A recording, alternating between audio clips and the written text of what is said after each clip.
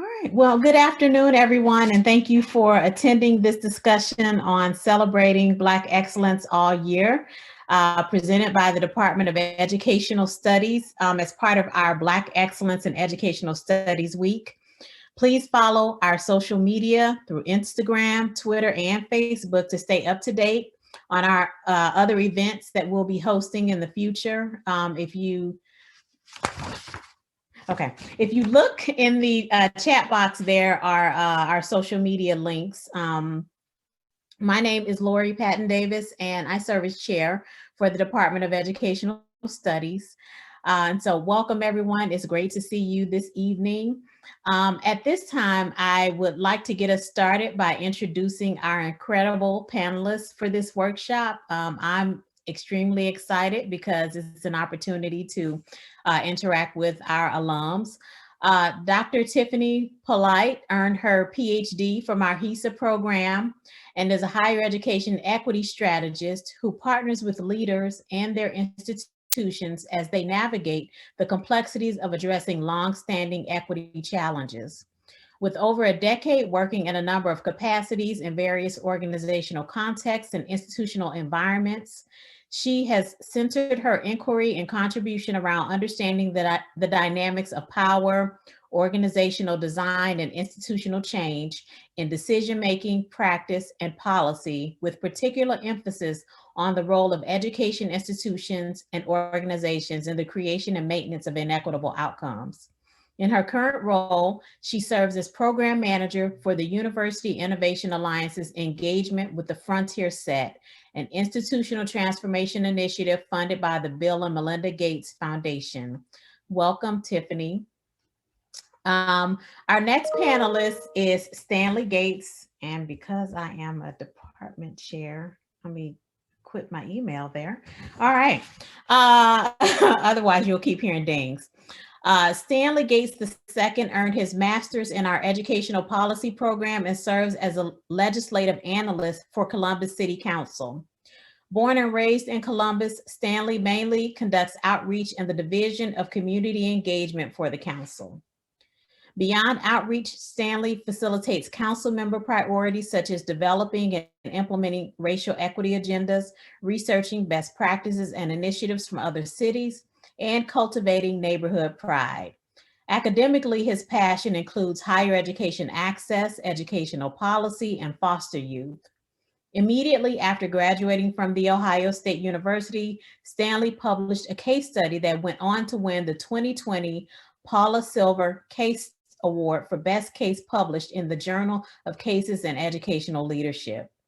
He is most proud to have had the opportunity to interview civil rights leader John Lewis while earning his BA in political science at Howard University. Welcome, Stanley. And our final panelist is Dr. Alexis Little, who she earned her PhD from our educational policy program and is a mixed methods researcher with academic and professional experiences across the field of education. Dr. Little is broadly interested in policy and equity in education. Her research expertise centers on the disparate impacts of school discipline practices on Black girls' educational experiences in public schools. She has worked at the school district level on research initiatives geared toward improving outcomes for urban public schools. She currently serves on multiple research and evaluation teams at Research for Action in Philadelphia, including an evaluation of the feasibility of a national lead teacher certification for early childhood educators. During her time in Columbus, Dr. Little worked with Columbus-affiliated organizations focused on Black women and girls' well-being, including the Commission on Black Girls, Rise Sister Rise, Black Graduate and Professional Student Caucus Mentoring Program, and Fellowship of Christian Athletes Elementary Mentoring Program. Thank you so much, Alexis, for being here, for all of you being here, and for joining us to lend your thoughts and expertise. And so because we have such a limited amount of time, I want to jump right into the questions we have for this evening. I want to begin by asking a broad question, and that is, why is it important for organizations to celebrate Black excellence all year? And why don't we start with you, Tiffany? Hi, good afternoon, everyone. Pleasure to be here. Thank you for having me. It's important because Black folks are everywhere. They're in every organization, they're in every space, and they lend the same amount of brilliance as any other group, population, community, and we are supposed to value the cultural knowledge that we all bring into these spaces. And we know because of a number of things that predate us, right? Today is not ahistorical, but because of those things, we are in a space where it is required for us to be intentional about elevating Black excellence, not to say that it is more important than any other community's excellence, excuse me. Awesome, thank you. Stanley or Alexis, do you want to respond to that? Sure, I can go. The good thing is Alexis is a former classmate, one of my best friends, so I'm gonna take it. But you know, when I think of Black excellence, I mean, I don't think it should be confined to one single month. Otherwise, that's Black mediocrity. I mean, there's plenty to celebrate. In fact, if we take away Black history from American history, we have to think about what we have. I mean, Black excellence should be celebrated all year. There's plenty to learn about from the everyday figures that are put in front of us. But there's even more to learn from the hidden figures like Elaine Leroy Locke, Charles Drew, Dorothy Height, Gwendolyn Brooks, and so many more. So we just have to be intentional when we're even talking about Black excellence. You know, it should not be confined to one single month. There's enough to go around for all of us to learn. Absolutely, absolutely. I think Stanley did a wonderful job. So now I have to follow that. I just echo the same, similar sentiments. I think that they say representation is very important. And I think showing a diversity of Black excellence, what diversity means, diversity of thought, diversity of occupation, of lifestyle, of knowledge base, lived experiences.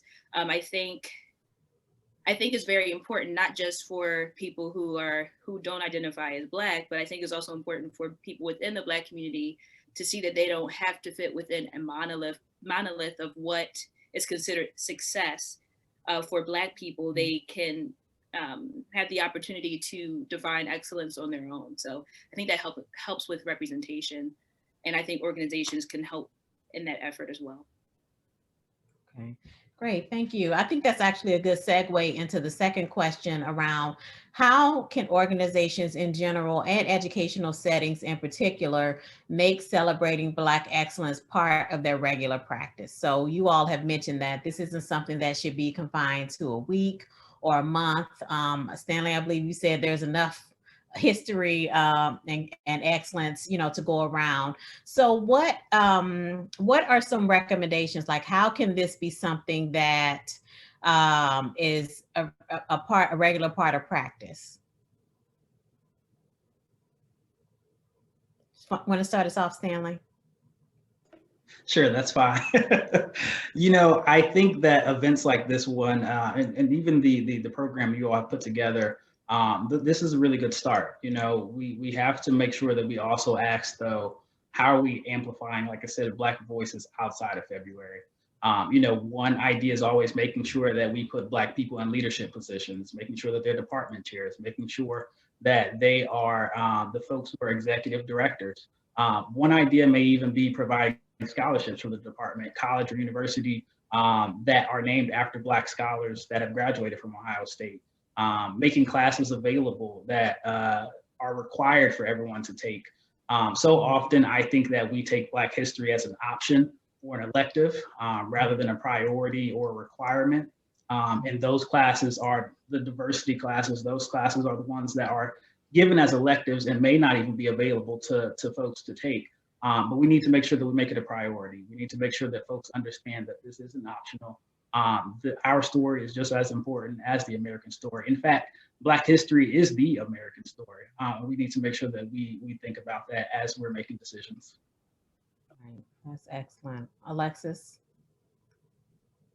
Yeah, I think the organization that I'm working at right now is doing is trying to do that work in terms of re-examining the foundational, even research practices, frameworks that we're using. Also consulting with faculty of color on evaluations and research studies that, you know, if we say that we're committed to this, we also have, again, have to employ diverse perspectives, and it helps to show that we're serious by paying them, you know? So, you know, having that work, having them there, using their expertise, you know, hiring people like full-time. We just hired someone that's going to do community, that's going to lead the community liaison work that we're doing. And he's very much tied to the Philadelphia area. And I think, you know, organizations, especially that are predominantly white, have to do that work. And it's tough. It's not cheap in terms of the time, the finances, the emotional work for people, regardless of, you know, race, ethnicity, gender. It's tough work, but I think it's worth it. And it's a progress. It's never going to be done. It's something like, it's an ongoing journey. So I'm fortunate to be at a place where, I guess, really because of all the things that's been happening this last year, really shocked them into, we have to do something about this or we're going to lose quality people. We're going to lose an important perspective. So I think now things that were important but not a priority are now priorities. So I think that's one way, like, put your money where your mouth is. So that's what, you know, what's currently happening at Research for Action, but it's a journey. So I'll let you know how it goes. Okay, thank you, Tiffany. And I would just add that, and I think that this is essentially what both Alexis and Stanley were getting, it has to be creative. We have to be intentional about it. The way things operate now, it was designed. And so if we want to make these things a part of regular practice, we have to design processes, procedures, and environments that allow for the creation of practices that allow for the centering of the voices. And the creation of those new pathways have to begin with allowing these voices to be the ones that help create this new, the new reality, so that it is not something where there's this one-off or here's a special program. It is something that we just do, just like we just do everything else. But we can't just do it if populations, in this case, Black folks, are not centered in the creation and design of our programs, of our models, of our pedagogies, of our curriculum, so on and so forth. Thank you. So I'm gonna segue to the next question, but I'm going off script a little bit. I am interested in, you know, hearing from you all about, you know, why is this work so difficult? So I think it's, you know, fairly easy for us to come together and talk about, you know, Black accomplishments, right? To celebrate, you know, some of the contributions that Black people have made, what Black excellence looks like. It's much harder when we get into some of the things you indicated, Tiffany, around, you know, Black people, you know, missing from dialogue, missing from the curriculum, you know, missing from all of these spaces. But, you know, what from your perspectives, why is this work so difficult when it is time to bring Black voices to the table or to create from a standpoint that honors Black people? Why do you think that's so difficult? So I can get it started. I'll say that in particular, when we are talking about in educational settings and other kind of large environments, we have to understand that we are embedded in institutions, and institutional processes are different than organizational processes and are different than interpersonal and interrelational processes. And so because of the complexity of all of those things, and that this conversations of equity and diversity and representation they cut across all of those levels. And so when we begin to have these conversations, oftentimes we're talking about the same thing, but we're talking about it at different levels. And so when we in the middle, we don't realize that we're talking about, right, things that are the same in concept, but don't land the same based on the perspective that we are taking. And so it becomes very important that in dialogue or in solution finding that we first define what problem it is that we're talking about, right? So it's one thing to talk about equity in education, but are we talking about it in the context of faculty? Are we talking about it in the context of access? Are we talking about it in the context of retention or graduation or whatever the case may be? Because, right, all of those things require a different approach and a different perspective. We can't, this is not do what we've always done because we're going to get what we've always gotten, which goes back to the creation piece, right? It requires intentionality and, like Alexis said, creating the space, right? The investment to allow for time for us to unpack these things so that we know what we're talking about before we start. How do you solve a problem that you haven't captured? I'll stop because I'll soapbox, but. Thank you. Alexis, would you like to join in? Yes, I just wanted to add to that why. I think they have to have a clear purpose as to why this needs to happen. Is it because of social unrest and you want to check a box so that you can be comfortable? Is it because you actually feel that it will add to the quality of your institution, organization, community? And I think once you define the purpose, then you can create the plan. So I think it's difficult because people know that they should do it, but the should maybe is coming down from higher ups, like, okay, we need to check this box, we need to make those people like us, we have to, present ourselves a certain type of way. But I think for the people who, or the organizations and institutions that are committed to, like, okay, is this actually important? Why? Then you can take the necessary steps depending on your organization, depending on your institution, depending on the community where you are, because sometimes that might have to be far reaching. Maybe you'll have to find someone from outside the community, but maybe someone is there. Maybe someone's actually at the institution that, could actually be mentored to a higher position. I think it's not a one size fits all, but I do think it does take some internal work. Why do you think that there should be more diversity? And specifically for this conversation, do you think that having more, obviously qualified, intelligent Black people, do you think that that will help your organization? Do you actually think, do you want that? I think that's the tough question people have to ask. Right. I think your response touches a lot on, intention. Like, what is the intention behind it? Is it because we genuinely care and think this is important, or is it because we want to check off the box, or we want to seem woke, right? Stanley, did you want to respond? Sure. I mean, most of mine is going to be ditto. I think Tiffany and Alexis did a really good job in explaining. But I will say that we just have to make sure that we continue to push.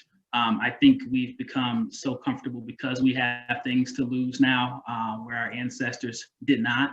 And so we have to keep that same rigor, that same energy when we're talking about a lot of these things. We have to keep that fight up. We can't give up just because now, we have jobs or we have these nice degrees.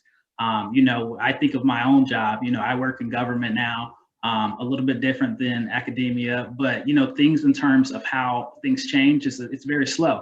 I'm leading a racial equity agenda through council right now, and even trying to change internally how people think, it's difficult. But we have to be comfortable being uncomfortable, and so that's what I'll say. Thank you. I'm wondering, since, in many of the roles that you all are playing now, you are engaged in the work around equity. As you're doing it, does it feel like the accountability is spread across your organizations? Or do you have moments where you feel like it kind of rests on you, as Black people to sort of carry, the torch for this? What has that experience been like? Alexis. Yeah, I'll go. I think at my organization, because it's been such a 180 shift because of these really, within the past year, all these things that have happened, caused some people to say, I think I want to transition out. Maybe I want to be in an organization that looks more like me. Maybe. So I think because of that, the organization has committed to it in a way where it's like I said, it's not like, oh, well, we have to check the, it's like, if we want to be committed as a nonprofit, as a organization that says that it's committed to the community, what does it look like if there's no one that reflective in the organization? So what are we doing to facilitate whether they stay or whether they leave? So I think right now, you know, I think perhaps in the past, people of color may have, specifically the Black women who were there, may have felt that way, and that pressure, along with all the things going on in the world, was like, I can't, like, I have to choose one thing, my health or my job, so I'm going to shift to another place where I don't. But I think because of that, they're like, we are told, like, we have to change things up. So I think they're trying to correct that. So now I make a point, like, I refuse to be a mule, and I refuse to carry other people's stuff. So I will speak up and say, like, you know, and challenge, because, you know, and I think for the most part, fortunately at my job, the people are not doing it to be spiteful or mean. It's just that a lot of times they may not understand what's going on, but I will help them understand, because I refuse to put myself in that position, and I don't want to burn out. I want to do this good work, but first I have to take care of myself to produce a good work. So right now I feel like I have a lot more flexibility to be bold in what I want to say, because you want to make, you want me to stay here. So Right. I have more flexibility. This is not the norm. So I'm just, you know, I'm just putting that out there. Yeah. Okay. Thanks. Tiffany or Stanley, do either of you want to respond before I move on? You know, I think for me, I again just think about, you know, I'm Black, and I'm in this skin 365, sometimes 366 days a year. And you know, this work is tiring. I mean, let's be honest, it's tiring because it's exhausting many of the times. And you know, I actually kind of take a position where I don't necessarily want to be the token in the room that's always speaking about Black issues. You know, I challenge, you know, the folks on this call that aren't Black to also do the research, do the education. You know, I'm one who believes that Black folks should get paid to be speaking about racial equity. And also, you know, I think we also just have to be strategic at the same time. You know, in my job, like I said, as things are very slow sometimes, and maybe I do not have the ability or capacity to speak in that role that I'm in when I'm working full time. But I'm also the third vice president of the Columbus NAACP. So I can also tell them, hey, you know, there's this policy issue that's really close to me. I can't speak on it, but you can. And so you have to be strategic in how you maneuver around these things, and always make sure that, you know, the network and that you're in that can also speak to a lot of these things in regards to racial equity or racial reconciliation as well. Thank you. And I'll just add, the organization that the UIA, it is intention to work on equity issues, right? And so the goal is the elimination of disparities amongst low income, first generation and students of color. So, you know, our environment is one where these conversations are normed, if you will, and welcomed, but it can become challenging when people get into the space of not being comfortable because they don't know how to navigate, and having to always be the one to pull folks along when we know that a particular direction or approach is what is most appropriate, and having to sometimes validate that. That's where a lot of the exhaustion can come in, even though I'm in an environment that welcomes it, and is part of the reason why I chose to work there. So there is still attacks, right? Even amongst the most well-intentioned or those that are intentionally purposed to do this type of work. Good. One thing that's come up, and Alexis, you've mentioned it twice, just that we're, you know, in a really unique moment where somehow the light clicked on, right? The light bulb lit up, and, you know, everybody wanted to do something, right? Because of what was happening this summer. Again, I'm interested in your take on why the summer of 2020, why, you know, the compilation of these particular, the loss of these Black lives versus, you know, tons of others, right, whose lives have been lost. And, you know, I've read articles. I've even tried to think about it, you know, myself. Was it that with George Floyd? There was video footage, but I mean, we had video footage with Rodney King, right? So like, what do you think the difference is? What do you think made some people, because I don't think everybody was on board, but what do you think got people to a point to say, okay, we really need to shift here? And why did the shift have to rest on the backs or the lives of Black people?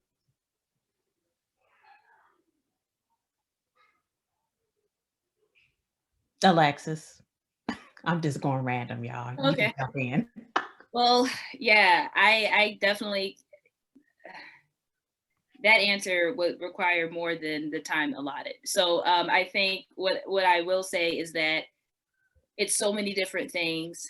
I think people's money perhaps sparked maybe more corporate, because it became, I feel like these movements messaging became more marketed in these big corporations in a way that it didn't before, and it actually helped them financially a lot to be associated with these things. So I think it was the perfect storm of, you know, COVID, people can't get out, all these things, all this unrest. We've never at any point in time been in a space like this where we can't even go out. You know, we can't even go out and be normal human beings and interact and talk to one another and have these things that we look forward to that keeps our mental health and emotional health pretty good. We don't have that. We didn't have that. And that, like, coupled with people losing jobs and all these other things, which is a perfect storm of like, well, we have nothing to lose, literally. For a lot of people, it's like, I don't have a job, I don't have a way to feed myself, and this happened. So, and I can say, you know, I think it was just the combination of all of it together, from my perspective, because I think, like you said, there were many cases of this happening in the past, but all these other things had to be in place for it to cause that perfect storm of, okay, we have to do something or we're going to really look pretty bad. And I do think, I mean, even in that time, this is kind of off topic, but I do think I do kind of wish that the same amount of fervor and energy was there for Breonna Taylor, for the Black women who are constantly attacked and hurt. It feels to me that there is more urgency when it comes to the Black men who are killed.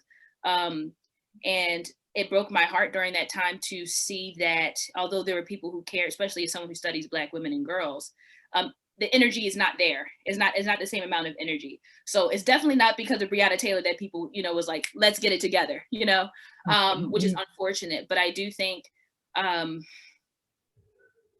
perfect storm of all these different things happening is what urged people to say, you got to get on this boat, get on this lifeboat before the ship sinks, because that's what it looks like is about to happen. So yes, thank you. I mean, it sounds like a little bit of interest convergence, you know, from a critical race perspective, that there is some, you know, something to gain by, you know, putting money in this area, whether it's reputation or, you know, any of these other benefits that might come from organizations that would typically not respond or speak out or create commercials you know, for racial justice. Tiffany, did you want to respond? I was just gonna say, I think that to your point, like why our community or whatever the case may be, I don't remember what your exact words were, but it was like, why now? Like, why? What was it about seeing this moment? You know, that's in this moment that shifted things. I think Alexis hit it right on the head. I definitely think that it was kind of a convergence with everything that's going on. I think we're experiencing a societal transformation, but I think that there's also something to be said about the fact that we've essentially had a buildup to this.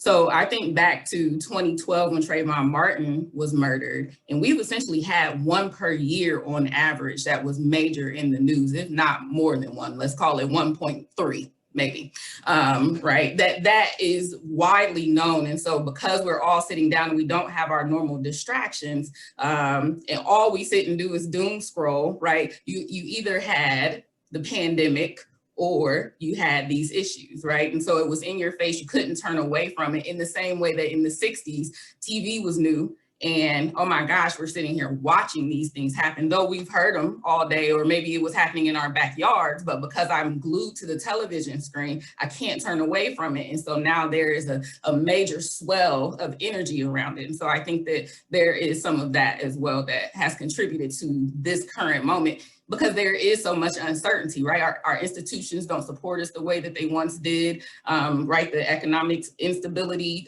is at a high in a way that we haven't seen before. And so I think that folks are enraged in a different kind of way. The reality of it all, I think, is hitting. You know, I would say that I completely agree with what Tiffany and Alexis said. You know, it was a convenient time. But I actually will challenge the idea that we've been talking about.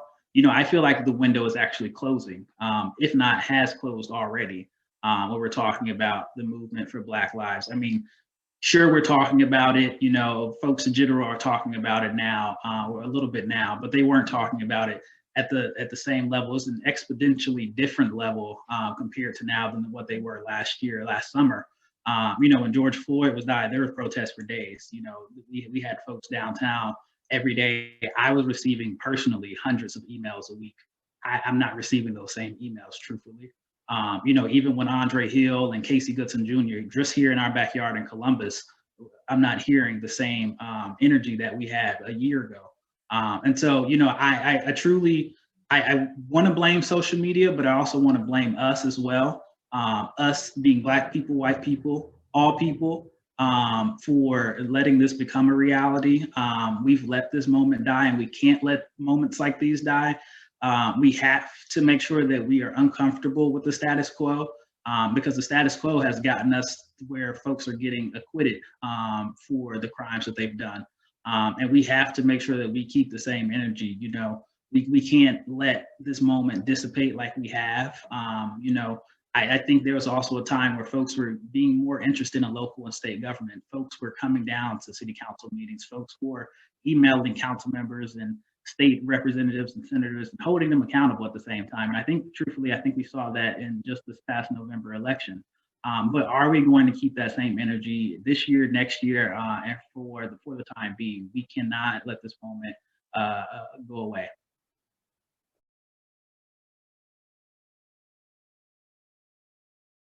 Sorry, I didn't want you all to hear my kids. So I'm going to transition to audience Q&A. So for those of you who are in the audience, if you have questions, please do type them into the chat box as I ask the respondent, our panelists, one last question. And that is, you know, you all have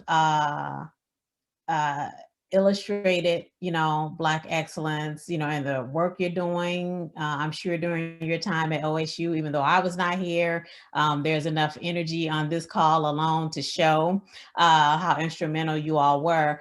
I'm wondering, what advice would you give to doctoral students who are, you know, of course, pursuing their academic work, but also, you know, very moved by, interested, and committed to, you know, what we've been talking about, you know, serving communities, engaging in activism, you know, all of these pieces.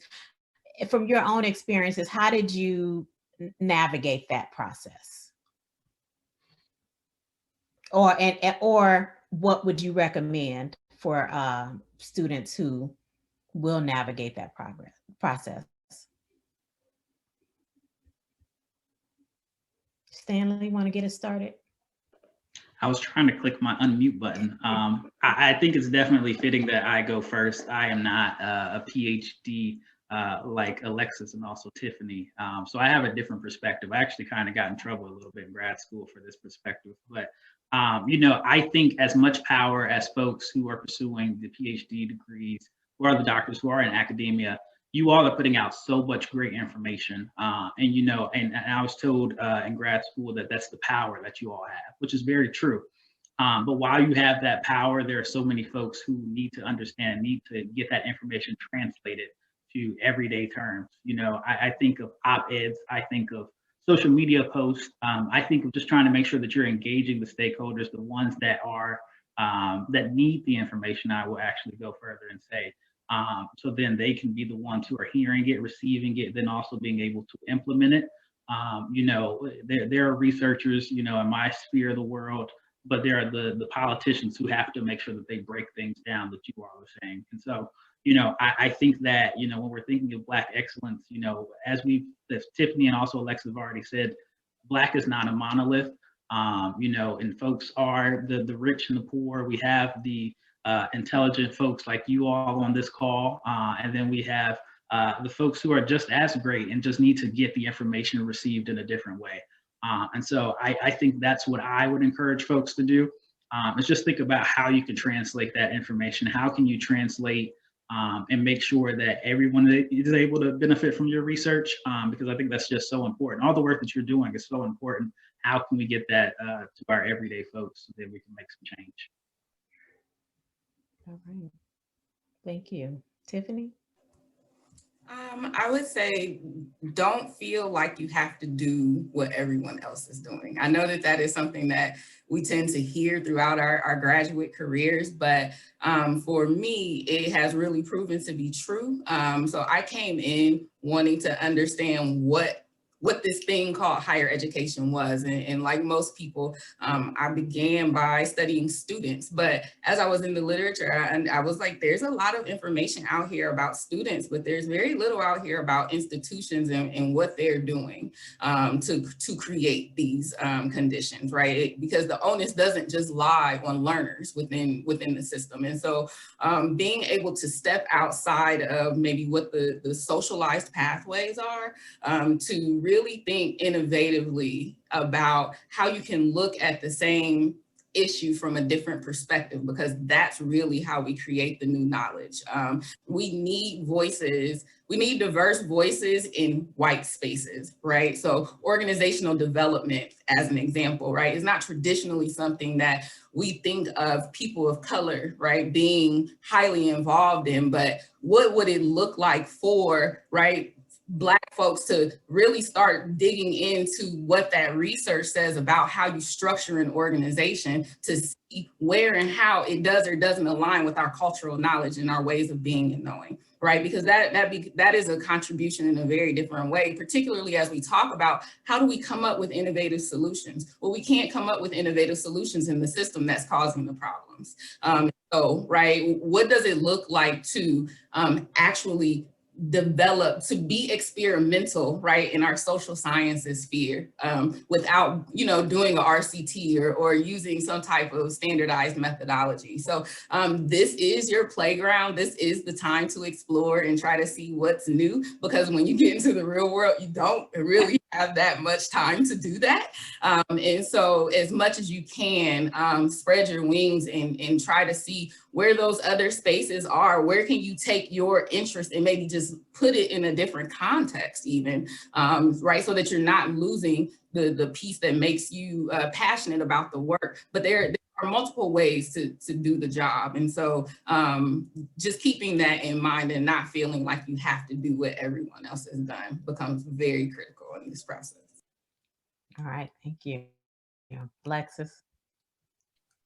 Thank you. I thank you for the comments. I think community work and engagement, if you're not doing that, I don't know what to tell you. You know,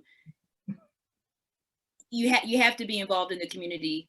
And I'm not saying you have to do 50,000 things, even if it's one thing, like figure out what group that you're interested in, because I think people truly believe that I have to have this degree before I can make an impact. And that's absolutely untrue, because what are you doing if you're only learning about a specific topic from just the ivory tower? you need to know what's going on, whether if you're studying about immigration, whether you're studying about, urban students or rural students, you have to be connected to them in some way, shape, or form, because they have to be central to any study that you're doing. If they're not a part of the study, participatory research, if they're not considered as an integral component in some ways as an expert, because only they can speak to their experiences. And this was my dissertation, was about Black girls in school discipline. I am a Black girl, and when I was in high school, that was like, I graduated 2010. I don't know what it's like to be a high school student now. So I had to speak to them and let them know that they were the expert. I also had to do community work and build relationships with them as well. Of course, the graduate program is a great place to learn theories and to grow and to explore in different ways. But I do think that we do have agency, and you can start now. It's a little difficult because it's COVID. You can't like really see people. Back in the day, I could like go and talk to kids and interact with them. I'm not sure how that's happening right now, but your experience will not be complete without that human to human component, because you have to personalize it. It's not some pie in the sky thought exercise. This is real life. And if it's not real life to you, you need to figure out a situation or something that is real to you and pursue that, because this is actually like, it is life or death, because it matters. So figure out a way to be connected now. Awesome. Thank you. So we don't have a lot of questions, lots of positive comments. There is one from Dr. Stephen Quay that says, I appreciated the point Dr. Little raised about burnout. I wonder if you could each share strategies you use when you are feeling burned out or to take care of yourselves. It's a great question. Well, because I'll just say, I will say my environment is very unique in that right now I realize that I do have more flexibility perhaps than some other organizations or institutions, but I would say advocate and speak for yourself and your needs. You have to take care of yourself first. And how can you do that in a way that you honor your humanity? Because you can only do but so much. So how can you produce the best work that you can and thrive in whatever role that you're thriving in? If you need support, what does that type of support look like? Does the organization or institution have the resources for it? If they don't, do you have a network of people who can provide, who can, meet the need? So there are so many different ways to go about it, but I would have to say, if you don't, what do they say? Closed mouths don't get fed. And right now, I think we can cause a little bit of a ruckus without, getting shut down too hard, because even though the policy, the opportunity window might be closing to some degree from different perspectives, but it's still very fresh in our minds, so that if someone does try to shut you down, you do have a leg to stand on right now. So I would say, if you're not getting what you need, now's the time to yell about it, because soon it will be an afterthought. So get what you can while you can now, because they actually have to listen to you. At least right now they do. So take advantage of this moment that we're in to advocate for yourself and for other people who are in similar positions. Thank you. Stanley or Tiffany? I'm a strong advocate. I think that in our community, even saying the word therapy, or going to see a therapist is taboo. I think I would strongly encourage that. I see a therapist every 3 to 4 weeks. And I think it's a really good way to kind of just be able to talk to someone and let go of everything that's going on in your head. And so I'm a strong advocate for that, but also I'm a strong advocate for, taking time and walking away from things. If you have time that you can take, if it's the winter break, if it's a weekend, just take a day, take a couple hours to kind of be able to walk away from everything that you're doing. When I was in grad school, I worked 2 or 3 jobs at the same time. Wasn't a really good idea, but I had to still find time where I was able to walk away from everything. And, you know, my way of doing that, my outlet was traveling. And so even if it was going across the street to a family member's house or going out the country, I made time that I set aside for me to be able to take my deep breath and be able to woosah and collect myself, because it's so important that we make sure that we are able to look out for ourselves, because if we don't look out for ourselves, then who will? And also, what good are we to other people if we're not in a good place? I'll just say, I don't know that I have developed those strategies quite yet. I am a work in progress, but I certainly agree with what both of my peers have said. Right now, what I do is just make sure I pull away and make sure that I am intentional about time for myself. My work is very high paced. This can be very, very stressful. And so, right, being able to just say, you know what, my day is over, regardless of what it is, because it'll be there the next day and nothing died, right? Like nothing happened. The sun came up again. And so even letting that be, you know what, it's okay. Giving yourself permission, right, to be in that space sometimes is just enough. And then once you can continue to cultivate that space, then you can begin to build the strategies. So again, still managing to get a routine in that, but that is what I would say my starting place is. Good. Okay.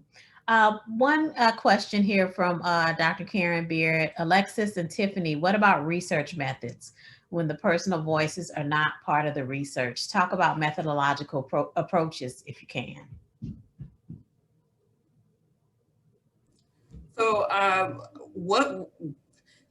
that can be challenging, which I know is why it is sometimes a problem. But what we do in our work is we use, actually, rather than a lot of research approaches, there are a lot of methodologies out there that can help center voices that maybe aren't grounded in the research, but that the outcomes of which can then be placed into the research. So, right, so I guess don't be so narrow-minded in how you gather information to use the particular research methodologies that are necessary. So, for example, right now, human-centered design is really big, and right now, strategic foresight is really big. There are a number of other tools that are out there that do center voices that can allow you to pull down a lot of data and a lot of information that you can then place within the constructs that you need to. So just being able to step outside of what we are socialized to do in the classroom, and knowing that that is just the foundation, and that we can explore, go out to come back to that space. And then there is, were you going to add to that, Alexis? I would just say that it's tough for me because all of the work that I have done, that was the voices were a critical component of the work that I've done. If for some reason the voices weren't there, I would kind of frame it as perhaps a limitation or a point of further research to have that there. So yeah, I mean, like Dr. Polight was saying, there are different methodologies. From my experience, I typically do incorporate the personal voices. So yeah, I'm not much help. I didn't have to say anything. Okay. So I'll make room for one last question before we wrap up. We only have 4 minutes here according to my clock. How would you suggest we continue these types of conversations? And how do you keep the energy going and not have to react to actions, but celebrate positive? No, wait a minute, actions, but celebrate negative actions? I'm not sure about that one, Thea. I'm trying to paraphrase here. It says similar to Chase above, how do we keep the energy going and not have to react to? I think that's negative actions, but celebrate positive outcomes. Okay. Thank you, Stanley. Yeah, sorry. I skipped the negative and then just threw it back in. Sorry about that. Do you have a response to that? I think that we have to be as intentional about Black History Month is every year. We have a calendar. We have to be that intentional that we know Black History Month is going to be a thing every February. We know that Juneteenth is on the calendar. We know that Kwanzaa is going to be a thing. So we have to be able to map it out. And I think also just share that these things are happening and be able to build community, bring people together at that. And so, you know, we just have to be intentional. These kind of events, I think, can be something that would be good to invite, you know, Black alumni back and create space for students to be able to interact with them. You know, maybe they want to go and they want to be the, I don't want to say the next Dr. Little or the next Dr. Polight, but maybe they want to go into that field. Maybe they want to be able to interact, understand what they're doing, learn from them so that they can be able to feed off of them and also learn what their next career option may be, or even just how they can be able to make a difference in their own community. Maybe they're not from here and they're from another city. And so, but that interaction with one another, building that community, I think that's where we can make a difference and trying to make sure that we bring folks together so they can be able to network, learn from each other, and also make a difference together. Awesome. So on that note, I will pause here and thank you, Tiffany, Stanley, and Alexis for being such an awesome panel and for sharing your experiences, your knowledge, your excellence with us. And thank you to everyone who joined us for this outstanding discussion. Please continue to follow us on our social media platforms as we continue to celebrate Black excellence in the Department of Educational Studies throughout the week. And thank you all for being here. Have a great evening.